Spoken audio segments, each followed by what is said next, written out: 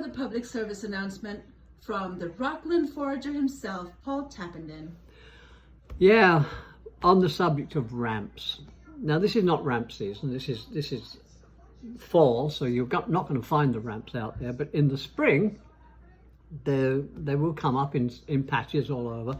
In our county, for instance, there were at one time a lot of really good patches of ramps. However, they were discovered by people that found that they could sell them at markets. So what they've been doing for the past few years is harvesting them way too early before the bulbs have even had a chance to swell. They go out there, they pull them all up, which is crazy in its own right, because you don't need to pull up the bulbs, yet people do that. And they wipe out the entire patch. They take them to the markets and they sell them there. And then the following year, there's nothing. And in our area alone, I cannot find ramps anymore. There used to be so many here, now there's hardly any to be found.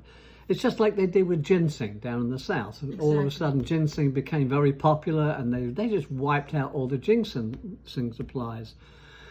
So that's one of the problems I have teaching people about these wild edibles and medicinals, is that certain things are prone to disappear, like berries.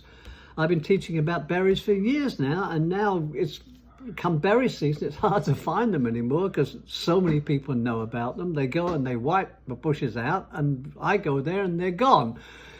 So I haven't had a good berry dish in about 4 or 5 years now. I'm just hoping that maybe next year they'll be better. I don't know.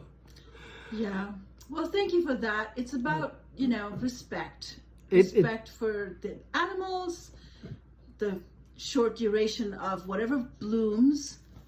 Yeah, I mean, this is something that we really need to be teaching the young foragers nowadays, is that it's great to go out there and gather and harvest these foods and use them, and they're very good for us, but we have to have a knowledge and respect of the fact that if we over harvest, they're not going to be there. They're not going to be around anymore. I mean, there are things like dandelions. You find it very difficult to wipe them out, although funnily enough this year dandelions have been very thin on the ground. It's not been a good year for dandelions.